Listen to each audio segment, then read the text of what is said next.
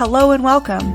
I am Dr. Lara May, a clinical pharmacist specializing in functional medicine, as well as a certified yoga teacher and Reiki master.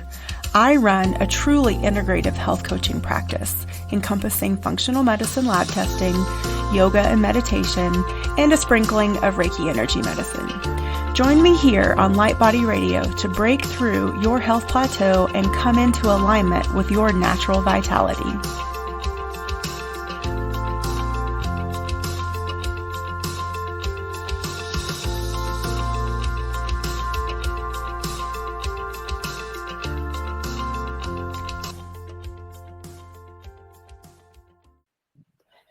Hello and welcome to Light Body Radio. I'm your host, Dr. Lara May, and I have with us today Adora Winquist. She is author and expert in the fields of plant and vibrational medicine, and she is a visionary in the nascent area of quantum alchemy, an evolutionary transformative path for self-mastery, which facilitates healing at the DNA level. She intertwines the divine knowledge and ancient wisdom of esoteric philosophy, psycho-spiritual dynamics, essential oil, and energy medicine through her 20 plus years as a facilitator, educator, formulator, and entrepreneur.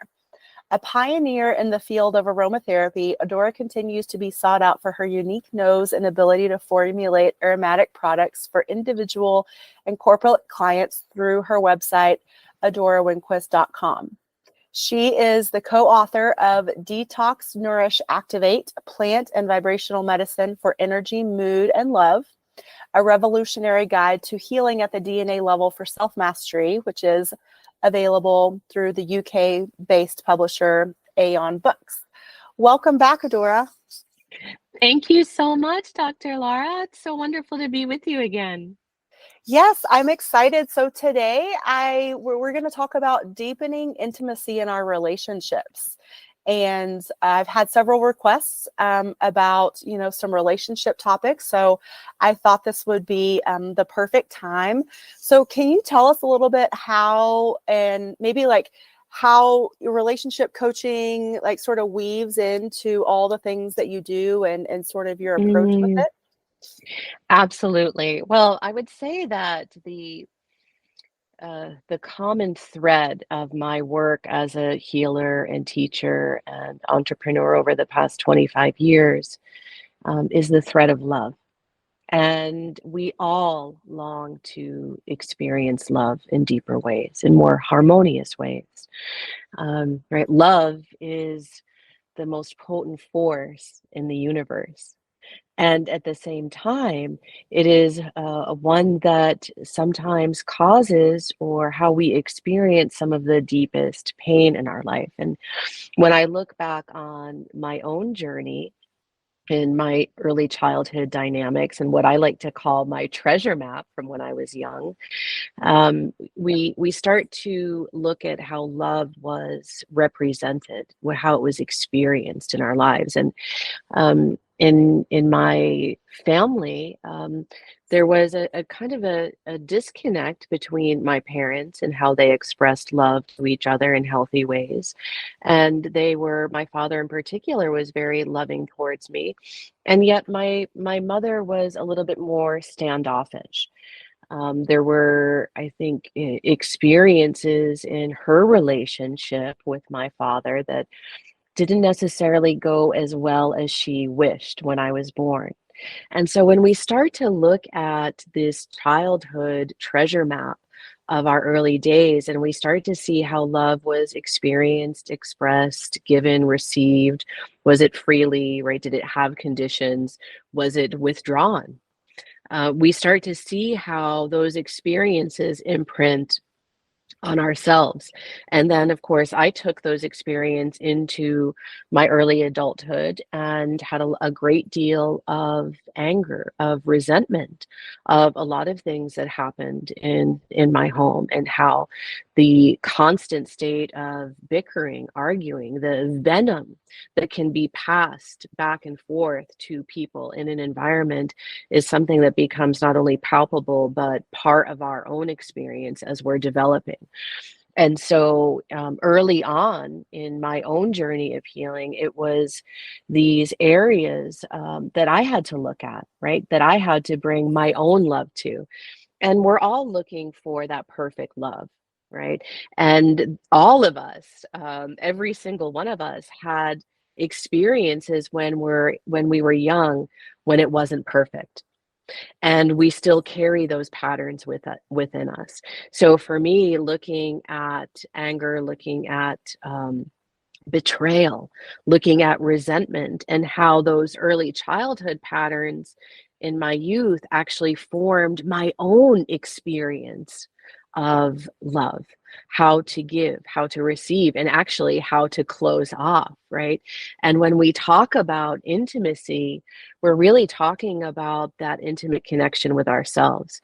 And when we look at sacred relationship, especially with our partners, our husbands, our wives, our significant others, boyfriends, girlfriends, well, oftentimes we start to look outside of ourselves more and more and more, right? When we think of sacred relationship, we think about it with those partners. We think about it maybe with our children or even in business, but we forget that our primary sacred relationship is one with ourselves. And so that has really been the quest of my own healing journey.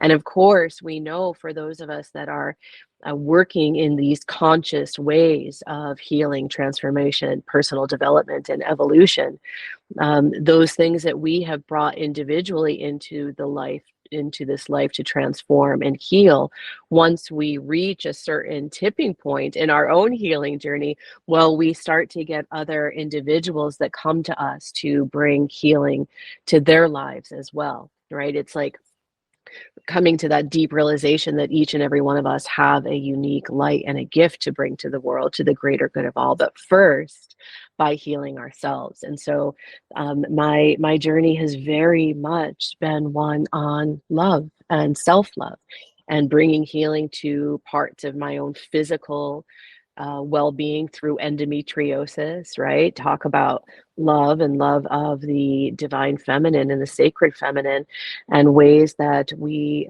look to bring healing first to ourselves. And that really was the gift of my early journey. But it continues, doesn't it?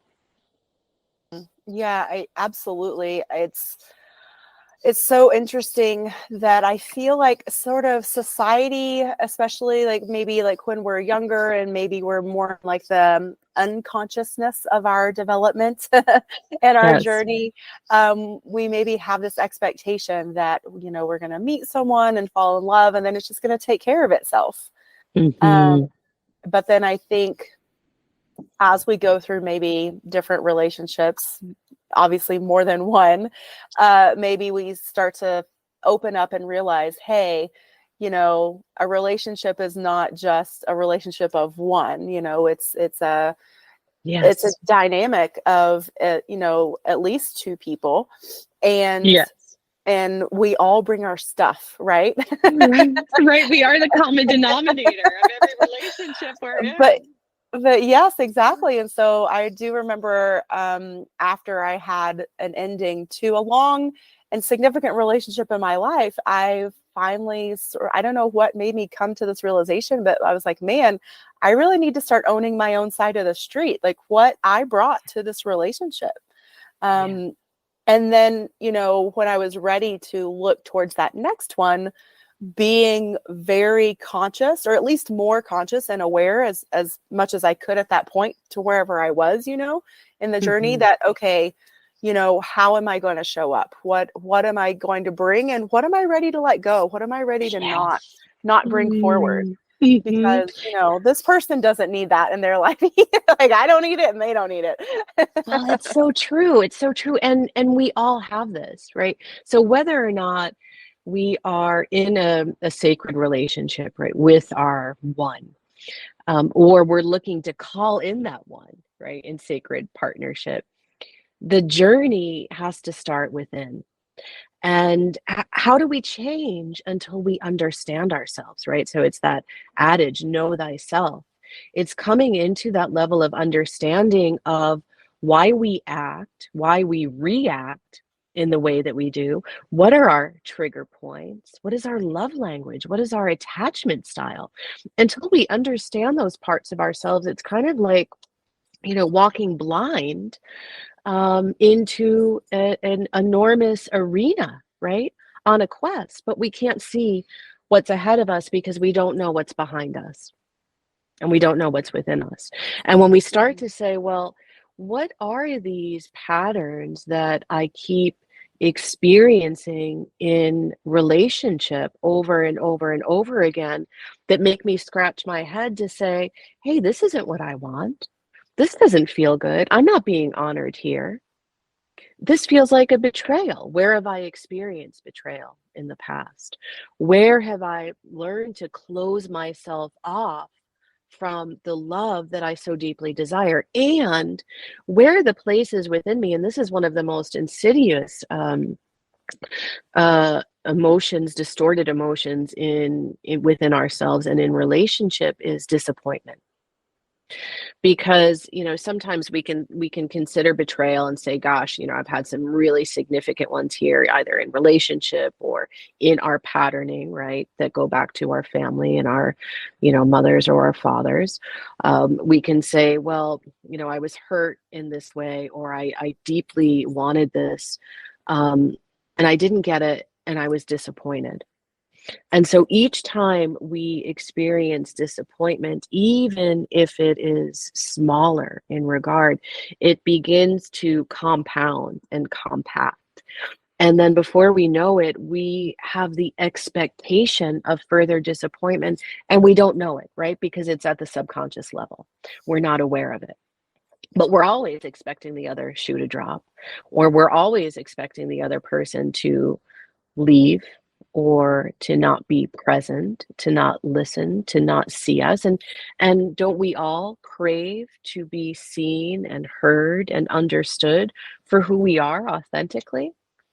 Right? We all deeply desire that. Yeah. So first step is really the focus inward.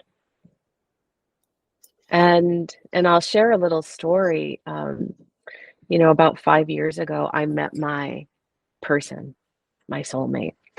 And yet I had been married twice before and in numerous relationships. And yet here was this person that I didn't expect at this time.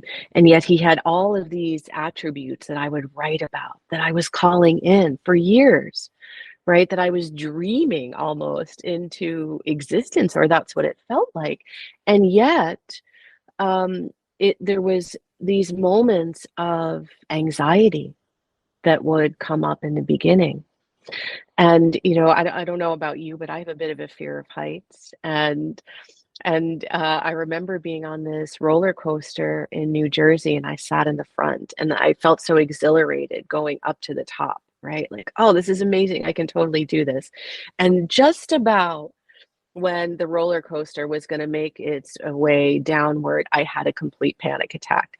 I tried to like jostle the harness to see if I could get out, right? And this is what happens with intimacy when we are afraid, when we've been hurt in the past, because the past leaves imprints, right? It was a dance in the beginning, and eventually I would cry through these moments that seemed like, why am I upset? This is so joyful. But I felt like my heart was being opened with a crowbar. It was physically painful, right? And why? Well, love was coming to places within me where it hadn't been before. Mm-hmm. And intimacy is like that because we don't know what we don't know. So it's almost like we have to allow ourselves to process the pain and the hurt from previous, even if we've, shoved it down for many years. And like you said, childhood experiences as well, in order to sort of crack open, to break open, Yes. and allow that love to pour through us. And so that we can get to that point of giving and receiving equally in love. Exactly. And I love what you said about breaking open, because it's like that, right? The places where we have learned and trained ourselves to close because we're afraid of getting hurt again, even though we might not be consciously aware of that. Well, the truth is 95% or more of our decisions come from our subconscious mind, right? The subconscious has recorded every experience we've ever had, not from a place of judgment, but from a place of truth.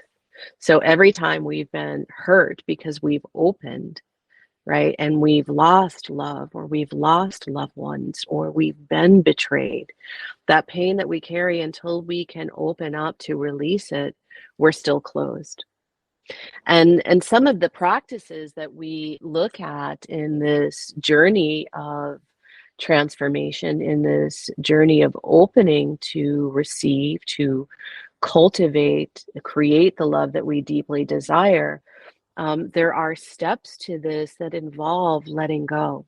There are steps that involve the powerful sacred practice of forgiveness, right? Because until we can forgive, and there's this wonderful quote by Dr. Martin Luther King Jr., and of course I'm paraphrasing here, but if we cannot forgive, if we're devoid of the ability to forgive, then we can't fully open to love.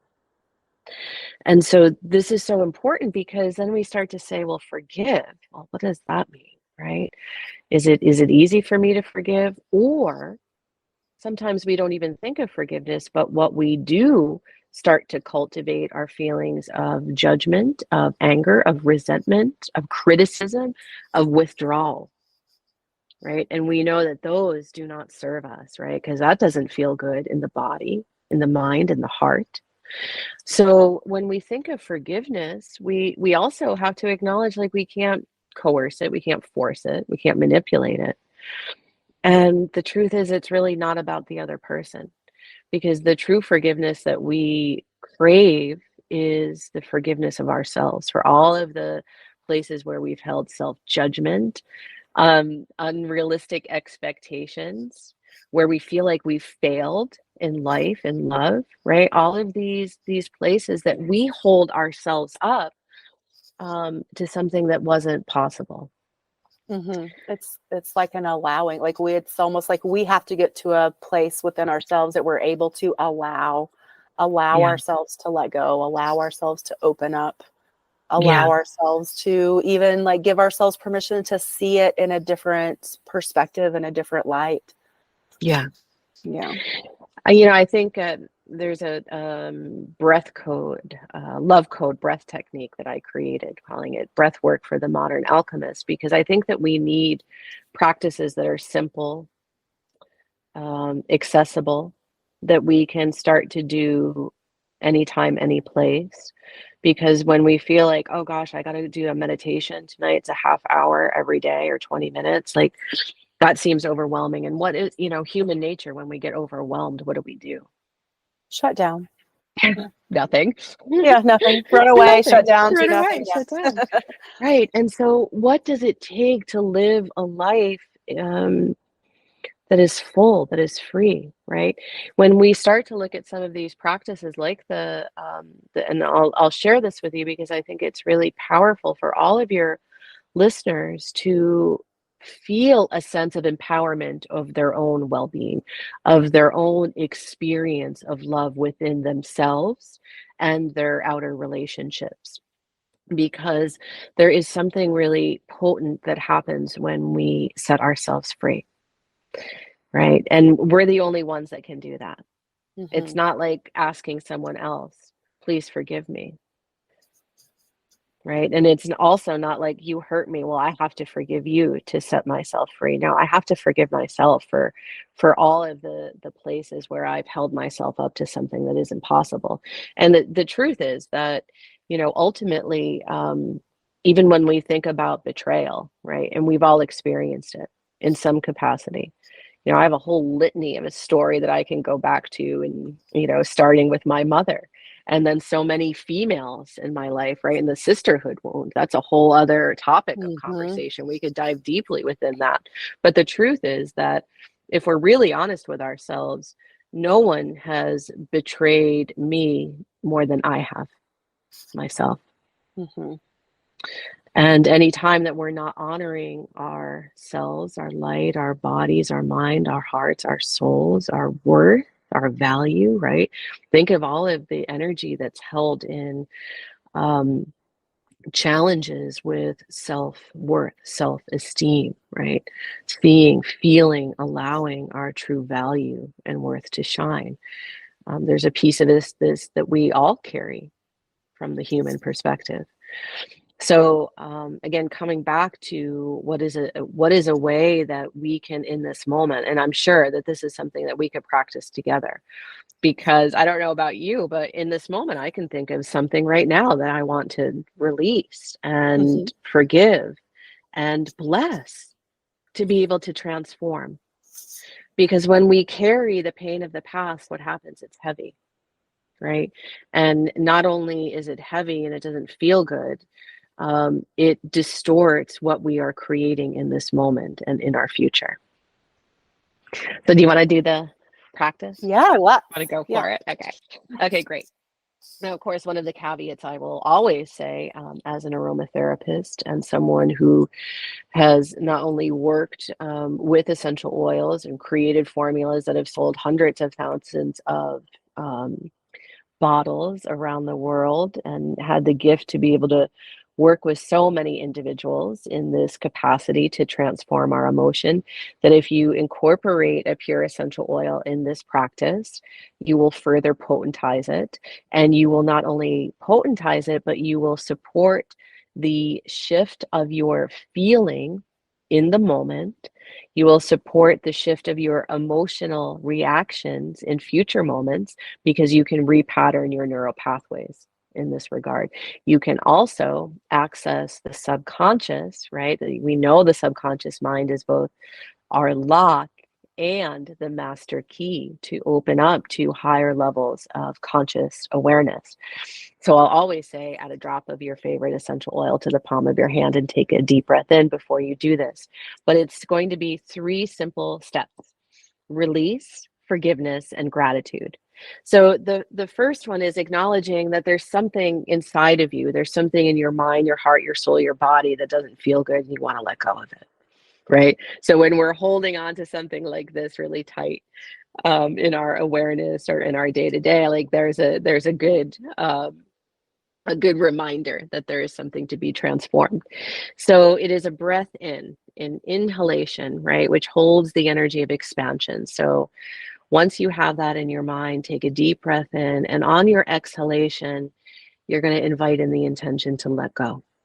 Let go of whatever it is that no longer serves the truth of who you are.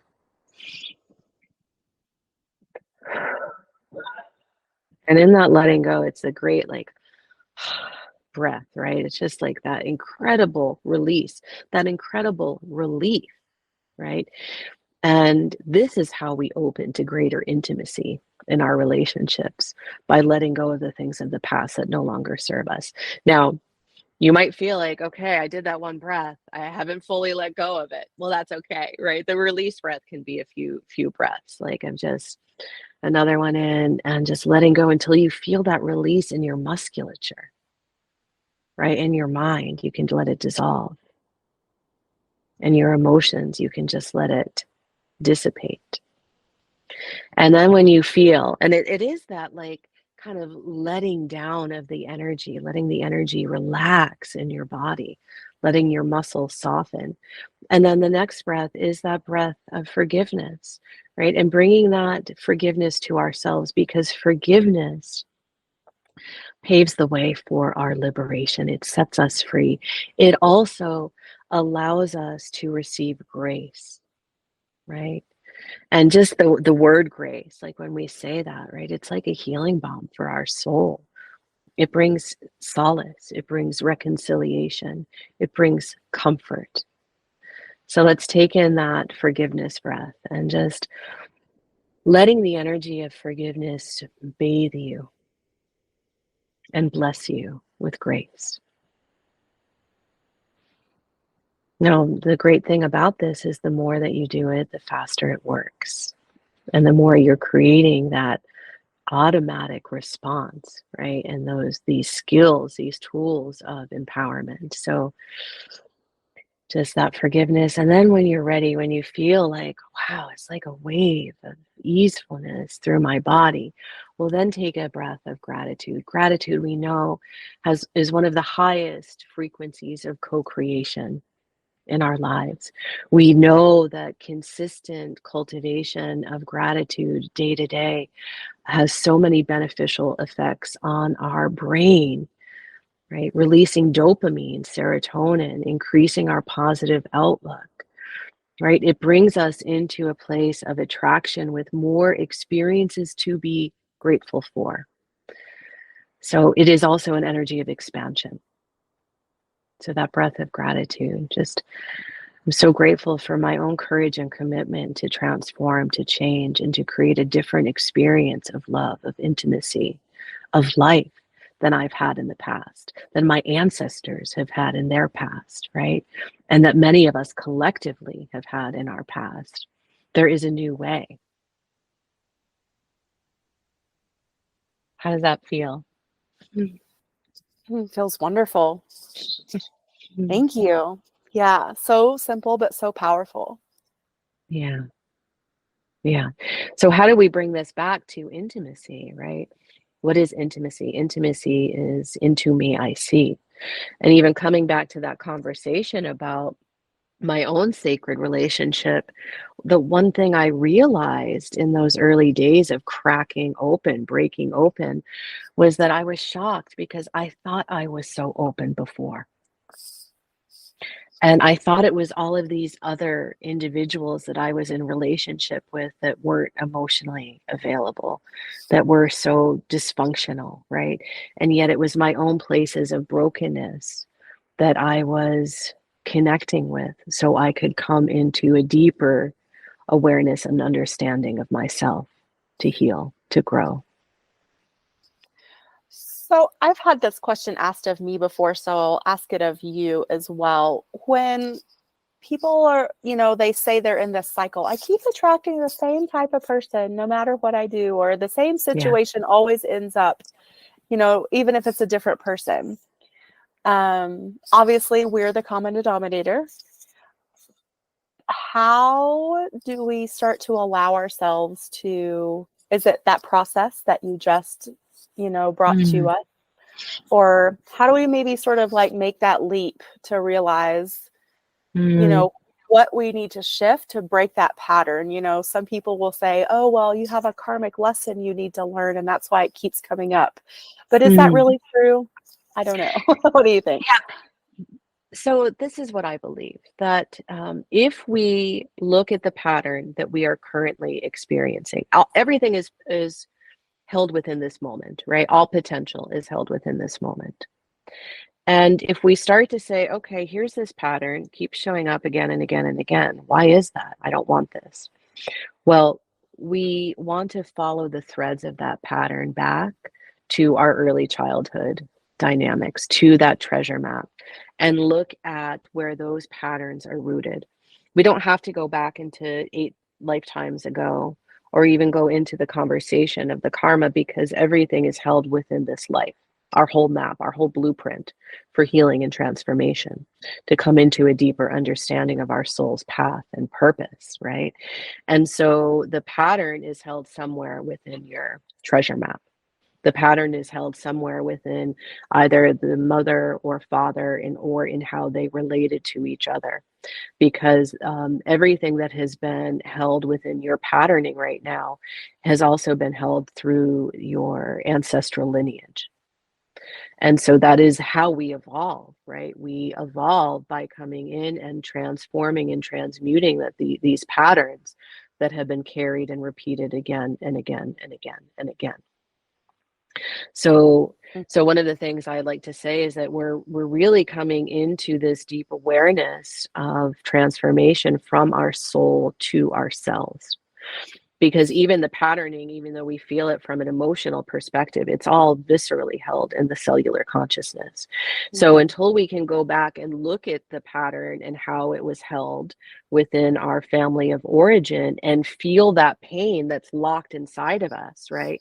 the feeling the pain and not getting stuck in the pain, but going back to feel it allows us to unlock it and understand it and bring our awareness to that expanded place, right? That increases our compassion for ourselves, and each other, right? And because we can't do better until we know better. We can't know until we go back and really start to look at where that pattern is rooted and connected. And it's always going to come back to your family of origin, into your treasurehood, your treasure map of your Mhm. childhood, right? And it's kind of the rub, but it's also the blessing, Yeah. because the Yeah. map is there when you're ready to look. Yeah. And again, creating a safe space where you can allow yourself to feel that pain and process through the whole cycle.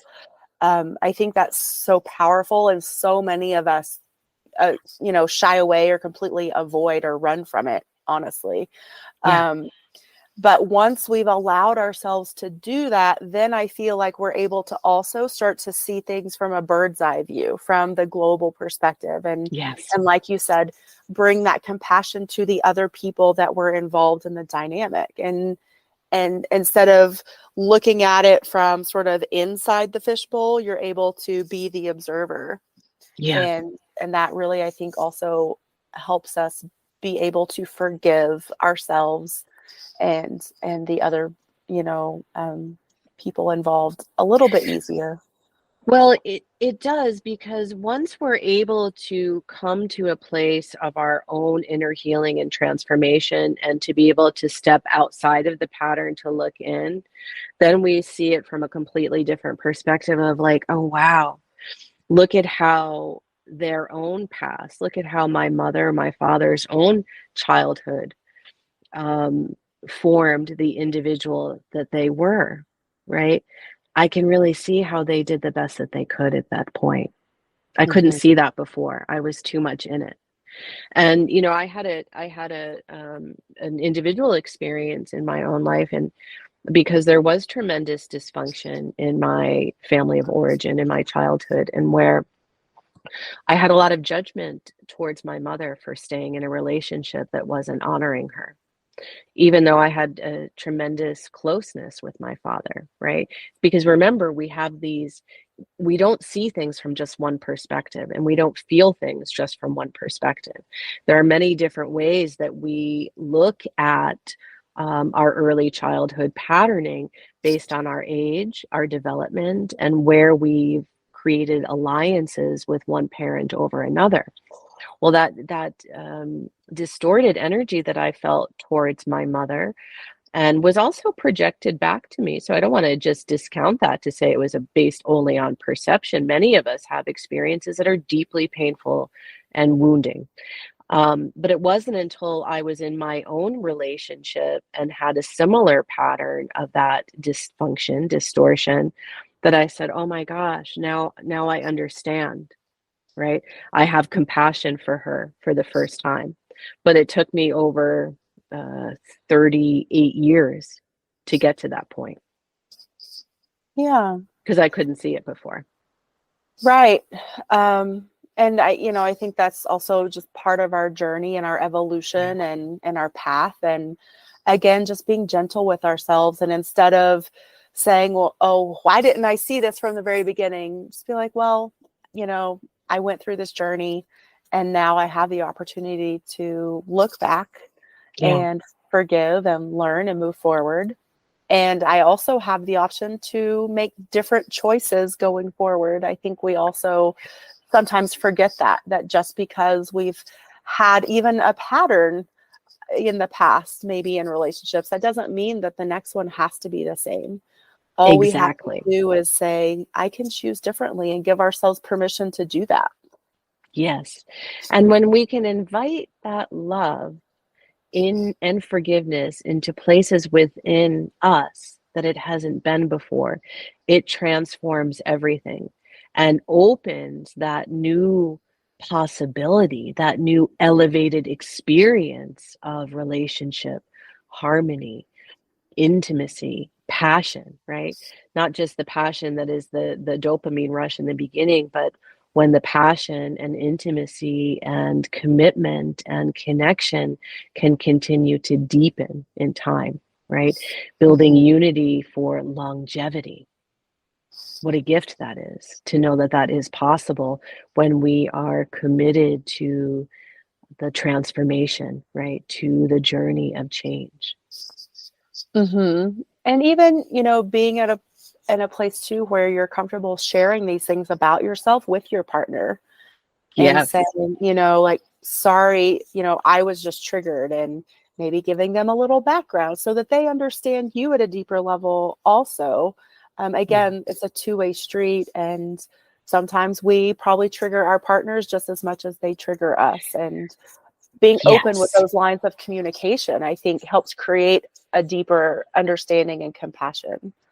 It's so true. And this is where, coming back to talking about love languages, right? Those five primary love languages that were identified by Dr. Gary Chapman, and knowing not only your own love languages, right? How you feel that your emotional needs are met, but also how your partner feels that, because we tend to think, well, just because I'm this way, I like words of appreciation or affirmation, well, then my partner must too. But perhaps their primary love language is that physical touch, right? Which doesn't always have to be sensual in nature. It could be that simple, like, I'm going to make sure I kiss you or touch you before I leave the house for the day, or that little back rub at the end of the evening when your partner's had a very long day.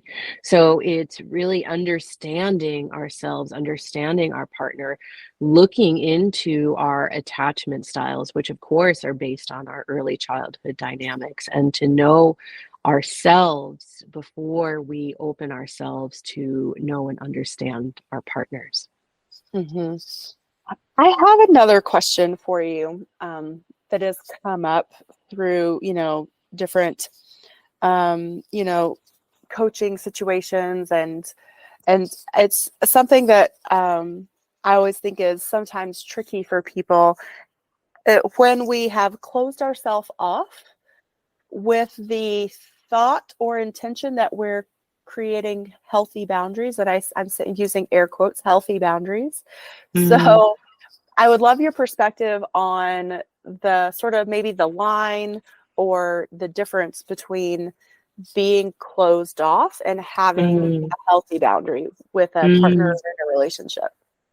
Yeah, this is such an important conversation to have, because we look at some schools of thought, well, where we say, well, I have healthy boundaries. So I'm really clear that I can take care of myself and I don't need you, right? I want to be with you, but I don't need you. And at the same time, if we look at the brain and our biochemical response, when we are in relationship, we're actually biochemically wired to bond deeply with one another. So it's really a misnomer to say, well, I'll just keep you out here because of my great boundary.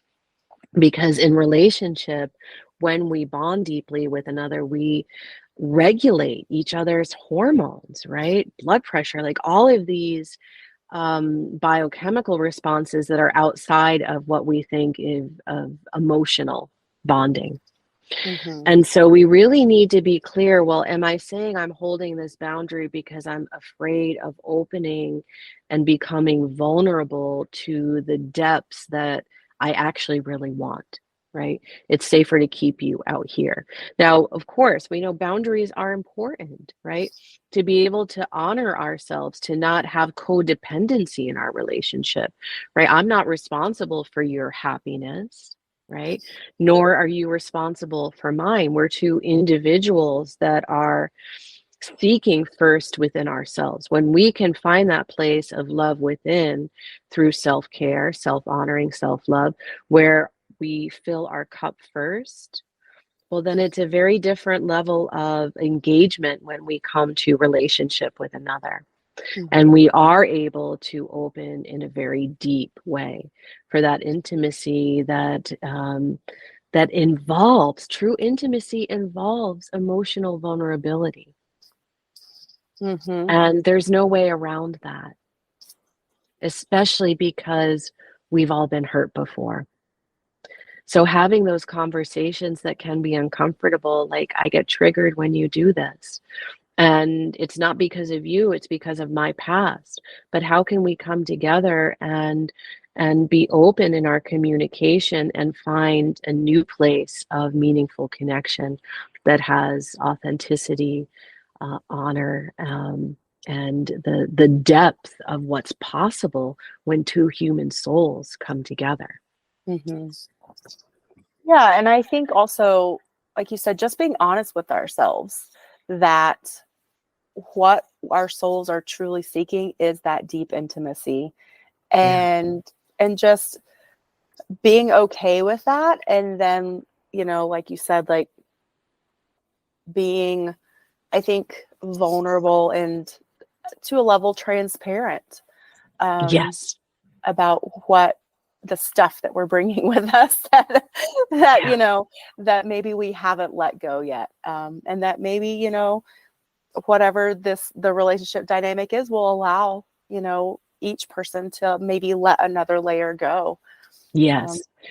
And that's so true. And, it's one of the things, like, in preparation, I have two upcoming retreats in the Santa Monica Mountains in May, one on sacred relationship for couples and one on those that are looking to manifest their soulmate. And it's been such a rich time of exploration and to see how many people are either looking to find their soulmate, but maybe don't believe that it's possible, and the ones that are in relationship that have still been carrying the pain of the past, that want to go deeper, to up level their relationship. well, I'm glad you brought up your retreats. Do you want to tell us about them a little bit more and a Sure. little bit deeper?